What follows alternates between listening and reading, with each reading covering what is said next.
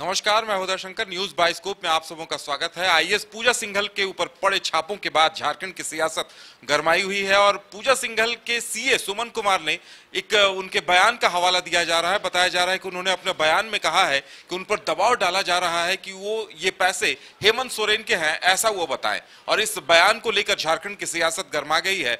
JMM ये आरोप लगा रहा है कि हेमंत सोरेन को जानबूझकर बदनाम किया जा रहा है और इसी बाबत जेएमएम के कार्यकर्ताओं ने बीजेपी दफ्तर का घेराव भी किया है, लेकिन कई सवाल सामने हैं। बताया जा रहा है कि पूजा सिंघल के घर से ईडी के अधिकारियों को एक डायरी भी मिली है और इस डायरी में कई अधिकारियों और नेताओं के नाम हैं। इसकी वजह से भी कई लोगों की धड़कनें तेज हो चुकी हैं और अब सवाल सबसे बड़ा यह है कि सुमन कुमार के जवाब से ईडी के अधिकारी संतुष्ट नहीं है। या आखिर ये पैसे किसके थे, कहां ले जाए जाते? सीमेंट के बोरे में भर के रखे गए थे ये पैसे। हमारे साथ हमारे संवाददाता मदन है।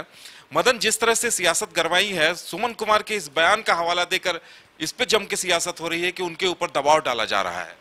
बिल्कुल, देखिए, कल तक जिस तरह से जेएमएम के पास कोई एक मुद्दा नहीं था इस को लेकर के कि बीजेपी के आरोप को गलत कैसे साबित किया जाए, लेकिन आज जो अब उनको एक मुद्दा मिला कि जो सीए हैं सुमन सिंह, उन्होंने जो कल एक बयान दिया है कि ईडी के अधिकारियों के द्वारा हम पर जो दबाव दिया जा रहा है कि आखिर वो पैसे पूजा सिंघल के हैं और सीएम के हैं, ये कहो।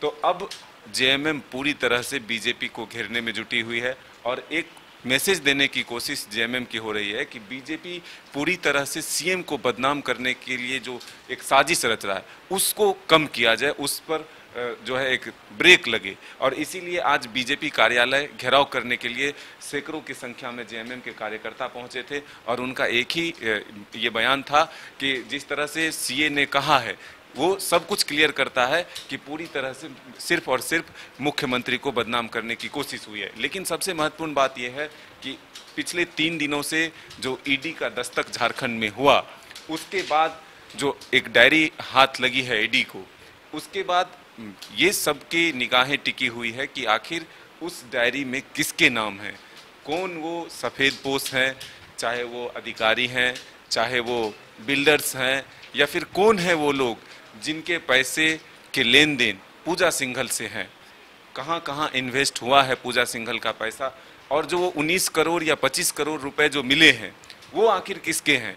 इन तमाम चीज़ों को खंगालने में ईडी जुटी हुई है और इसी प्रक्रिया के दौरान ईडी ने 5 दिनों का रिमांड पर जो है सीए को लिया था और आज सुबह से ही पूछताछ जारी है।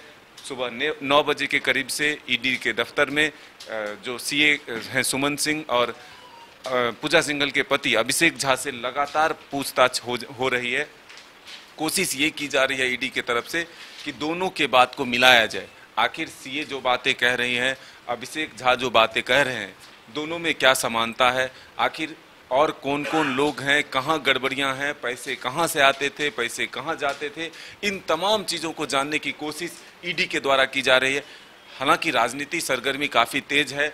आप देखिए, प्रेस कॉन्फ्रेंस लगातार जेएमएम की तरफ से भी की जा रही है, बीजेपी की तरफ से भी की जा रही है। हर एक पॉइंट पर एक दूसरे को घेरने की कोशिश जरूर की जा रही है, लेकिन पूजा सिंघल के घर ईडी के दस्तक के साथ ही झारखंड में जिस तरह से पहले माइनिंग लीज को लेकर के मामला चल रहा था, अब वो दूसरी तरफ मुड़ता हुआ दिख रहा है और कहाँ पहुँचेगा ये कहना अभी फिलहाल मुश्किल है। कौन कौन इसके घेरे में आएंगे, कौन अधिकारी घेरे में आते हैं, कौन नेता इसके घेरे में आते हैं, कौन जो बिल्डर हैं चाहे व्यवसायी हैं, कौन इसके घेरे में आते हैं, जो बातें सामने आ रही है इससे कहना मुश्किल है कि वो डायरी किन के राज। इस डायरी ने कई लोगों की दिलों की धड़कनें तेज कर दी हैं और सबसे बड़ा सवाल यह है कि ये जो 18 करोड़ लगभग रुपए जो बरामद हुए हैं, उसके बाद सीए सुमन कुमार ये कह रहे हैं कि ये पैसे मेरे हैं। तो हालांकि वो ईडी को ये संतुष्ट नहीं कर पा रहे हैं कि ये पैसे उनके पास कहां से आए, किन की तरफ से आए, लेकिन जिस तरह से इस पे सियासत हो रही है उस पे कई सवाल खड़े हो गए हैं। हालांकि जहां तक पूजा सिंघल की बात है तो पूजा सिंघल शुरू से ही कई आरोप रहे हैं। वो जब खूंटी में डीसी रहती हैं तो उनके ऊपर मनरेगा के लगभग 16 करोड़ रुपयों की हेराफेरी घोटाले करने का आरोप लगा था और उसी मामले में ये जांच यहां तक पहुंची है। उसी तरह से जब वो पलामू में रहती हैं तो वहां पे 2 एनजीओ को 6 करोड़ रुपए दिए जाने का, नियमों का उल्लंघन करके 6 करोड़ रुपए देने का आरोप लगा था। इसी तरह कठौतिया कोल माइंस चतरा में जब वो डीसी थी तो वहां कोल माइंस गलत तरीके से आवंटित करने का आरोप लगा था। यानी पूजा सिंघल भ्रष्टाचार में लिप्त रही हैं, उनके ऊपर कई तरह के आरोप रहे हैं, इन बातों से इनकार नहीं किया जा सकता। लेकिन उनके यहां से कैश की बड़ी बरामदगी नहीं हुई है और अब इस कैश को और सीए सुमन कुमार के नाम पर जमकर सियासत हो रही है। मदन, जिस डायरी का हवाला दिया जा रहा है तो जाहिर सी बात है कई लोग दावे ठोक रहे हैं, सोशल मीडिया पे इस तरह की बातें आ रही है कि डायरी में फलाना का नाम है, ये अधिकारी हैं, लेकिन कहीं कोई ऐसा तथ्य नहीं है जो सामने आया है।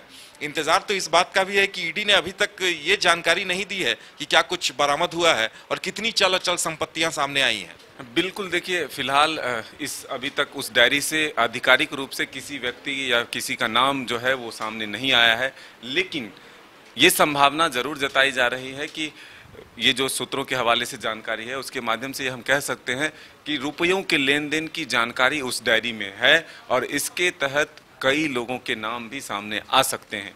लेकिन सबसे महत्वपूर्ण बात यह है कि जो प्रकरण फिलहाल चल रहा है, जेएमएम और कांग्रेस के तरफ से पहले से ये आरोप लग रहे थे बीजेपी पर कि जो अधिकारी हैं उनको डराने की कोशिश की जा रही है और एक माहौल तैयार किया जा रहा है ताकि वो बीजेपी के लोगों का काम करे। फिलहाल जो स्थिति है वो देखिए, आपके एक पूजा सिंघल के घर अगर छापेमारी हुई है तो उसके बाद कितने अधिकारी हैं जो सदमे में हैं या जो ये सोच रहे हैं कि अगर कोई बात आगे बढ़ती है तो कहीं उनका नाम ना आ जाए। तो अब फिलहाल इसे ही दावा हम नहीं कर रहे हैं, लेकिन जो डायरी है वो क्या क्या राज निकालता है, क्या राज खोलता है, किन के नाम उनसे निकलते हैं, ईडी का जांच का दायरा कहां तक पहुंचता है, इसके लिए हम सबों को फिलहाल इंतजार करना होगा। लेकिन धड़कनें कई लोगों के तेज हैं।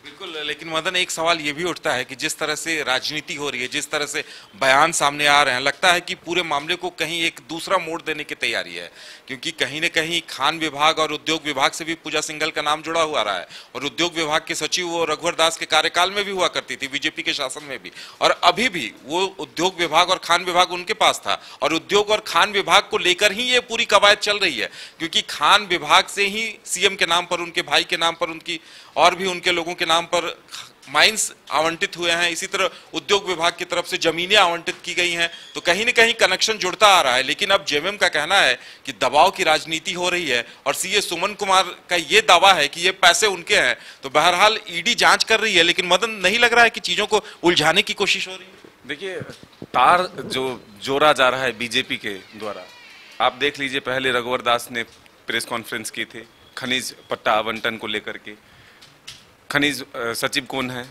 फिर उसके बाद रघुवर दास ने प्रेस कॉन्फ्रेंस किया, उसमें जमीन उद्योग विभाग से आवंटन था, तो वो उसके सचिव कौन है, पूजा सिंघल, और मुख्यमंत्री के करीबी माने जाते हैं पूजा सिंघल। तो अब तार तो जरूर जुड़ रहे हैं।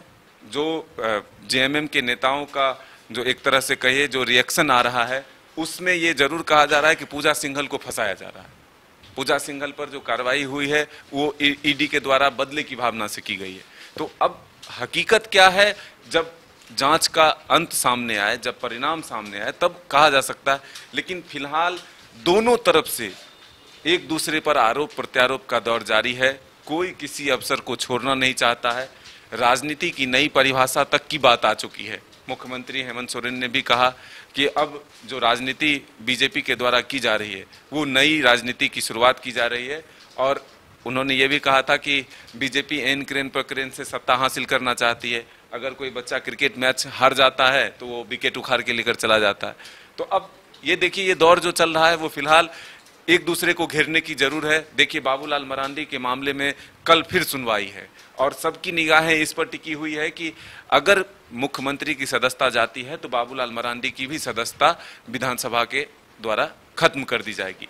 तो अब अटकलें काफी चल रहे हैं। अब परिणाम क्या होगा, इसके लिए हम सबों को इंतजार करना होगा। जाहिर सी बात है, सियासत तेज हो गई है। इंतजार इस बात का है कि क्या कुछ सामने आता है और खासकर अभी जनता को इंतजार इस बात का है कि ईडी ने जो कुछ कहा है कि जल्द ही ब्यौरा पेश किया जाएगा, तो कितने पैसे बरामद हुए, कितनी चल अचल संपत्तियों का ब्यौरा मिला, डायरी में किनके नाम है और आगे क्या कुछ कार्रवाई होती है, जब तक आधिकारिक बयान नहीं आता है कुछ कह पाना मुश्किल है। और हालांकि हमारे साथ साथ जनता को भी इस बात का इंतजार है। तो फिलहाल हमारे साथ इतना ही, हमें दीजिए इजाजत और देखते रहिए न्यूज़ बाइस्कोप। नमस्कार।